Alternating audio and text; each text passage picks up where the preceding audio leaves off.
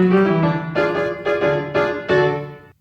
I'm Aqila, and in this video, I'll introduce you to the black and white rag and its composer Botsford, as well as background information such as what ragtime is and what happened during that time.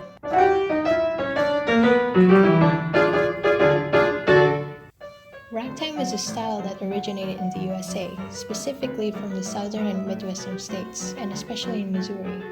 Ragtime preceded blues and all types of jazz.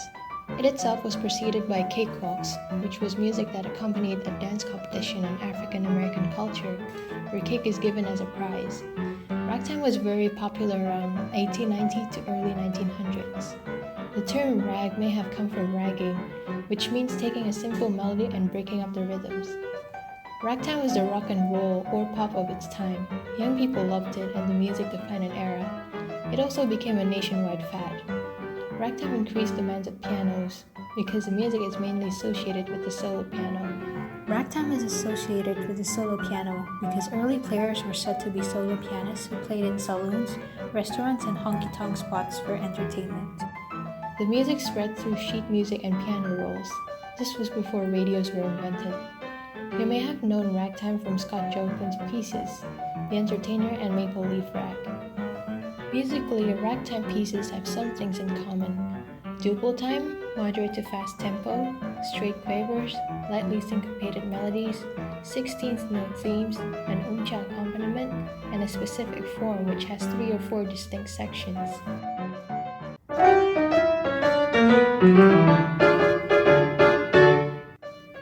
The 1890s and 1900s saw great technological progress, advancements in arts and literature, and scientific discoveries such as X-rays, radioactivity, and several elements. It was at the time of the Second Industrial Revolution, which allowed mass production of vehicles, appliances, and, pianos.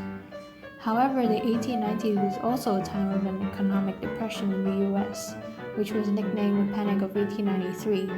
There were also labor strikes.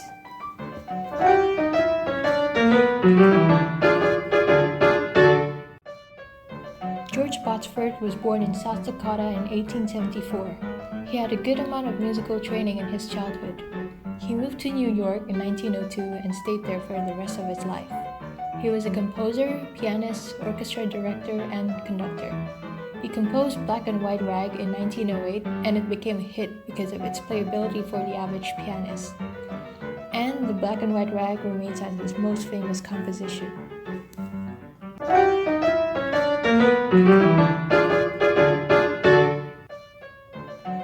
Now that the groundwork is done, it's time for some analysis.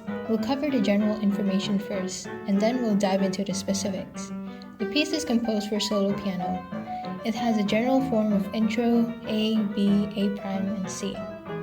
Up to A', the piece is in G major. The C section is in C major.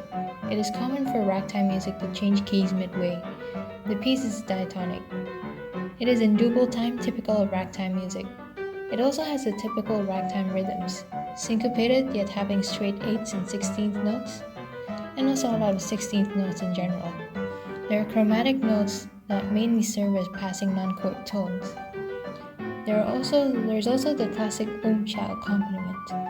The piece is mostly homophonic, with a unison section in the first few bars. Now let's go to some detailed analysis. Let's start with the intro, the first 4 bars. There is a unison section on the first 2 bars. You can already see the syncopated rhythms. Bars 3 and 4 show the sometimes chromatic nature of the melody. The rest of the page is what I'll call section A. First, look at the phrasing. Very neat 4-bar or 8-bar phrases like the typical classical piece. The chords are nothing too out of the ordinary, perhaps for accessibility to the common ear. The left hand plays the umcha accompaniment.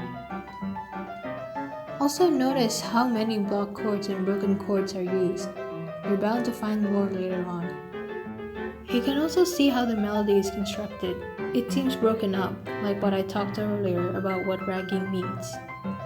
I'll call the first half of the second page section B. This has a different idea than section A. While section A is broken up melodies, section B is almost all broken chords, despite it having some broken up melodies. Everything else about it musically are the same concept as section A. The latter half of the page I will call section A prime. Nothing more to say here, it's just like section A but without the repeat. The next page is what I call section C. It's in another key. Some ragtime pieces have a da capo al fine after the C section, much like a minuet and trio, another classical form, but this one doesn't. The melodic ideas are rehashes of previous sections, the first half like section A and the second half like section B. I do find it fascinating that the first half of section C and section A have their melodic ideas reversed. Otherwise, there's not much to say that I haven't said before.